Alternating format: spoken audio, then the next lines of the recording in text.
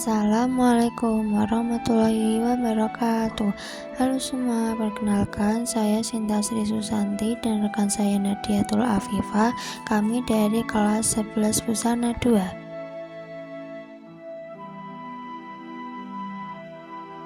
Mengapa Indonesia tetap mendatangani perjanjian Renville meski posisinya melemah? Perjanjian ini lahir karena agresi militer Belanda I yang melanggar perjanjian Linggarjati. Akibat serangan tersebut, posisi militer Indonesia terjepit oleh blokade Belanda. PBB kemudian turun tangan membentuk Komisi 3 Negara untuk menengahi konflik. Indonesia terpaksa setuju berunding di atas kapal USS Renville sebagai langkah diplomasi untuk menghentikan serangan dan mendapatkan pengakuan internasional. Perjanjian Renville yang ditandatangani pada 17 Januari 1948 merupakan titik terendah dalam diplomasi Indonesia pasca kemerdekaan. Keputusan Indonesia untuk tetap mendatangani perjanjian yang sangat merugikan ini bukanlah tanda menyerah, melainkan sebuah strategi diplomasi yang terpaksa demi keberlangsungan hidup negara. Berikut adalah alasan strategis mengapa Indonesia tetap menandatangani perjanjian tersebut. 1. Posisi militer yang terjepit.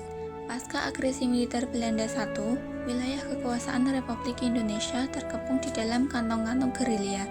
Pasukan TNI terpecah dan terjepit oleh garis Van Mook atau garis demarkasi yang dibuat Belanda. Penandatanganan perjanjian dianggap sebagai satu-satunya cara untuk menghentikan agresi militer yang terus meluas dan membahayakan nyawa rakyat serta keberlangsungan pasukan. 2. Memperoleh pengakuan internasional. Dengan berunding di bawah naungan Komisi 3 Negara, Indonesia secara de facto diakui sebagai pihak yang setara dengan Belanda dalam sebuah sengketa internasional. Bagi Indonesia, membawa masalah ini ke meja perundingan dan melibatkan PBB adalah langkah krusial untuk menginternasionalisasi perjuangan agar dunia tidak lagi memilih RI sebagai pemberontak terhadap Belanda, melainkan sebagai negara berdaulat. 3. Memiliki waktu untuk konsolidasi. Pemerintah menyadari bahwa mereka tidak memiliki sumber daya untuk perang terbuka yang berkepanjangan pada saat itu.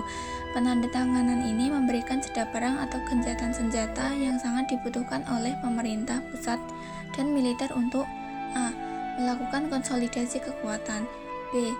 Memperbaiki koordinasi antara pemerintah pusat dan pasukan gerilya di lapangan, C. Menyiapkan strategi pertahanan jangka panjang seperti strategi gerilya yang nantinya diterapkan secara total. 4. Tekanan diplomatik yang besar. Indonesia berada di bawah tekanan kuat dari pihak mediator KTN dan negara-negara besar di PBB. Jika Indonesia menolak berunding, ada risiko besar bahwa Indonesia akan dicap sebagai pihak yang tidak kooperatif, yang dapat membuat posisi tawar Indonesia di mata internasional hancur dan dukungan dunia seperti dari India atau Australia berkurang. Kesimpulan, pilihan untuk mendatangani perjanjian Renville adalah bentuk diplomasi taktis, meskipun secara wilayah sangat merugikan karena rakyat Indonesia hanya diakui memiliki wilayah sempit di Jawa dan Sumatera. Pemerintah Indonesia memandangnya sebagai langkah sementara untuk menjaga eksistensi negara. Di balik kerugian tersebut, pemerintah tetap mempertahankan kedaulatan dengan cara menempatkan delegasi resmi dalam forum internasional yang menjadi fondasi kuat untuk memenangkan simpati dunia dalam perundingan-perundingan berikutnya, seperti KMB.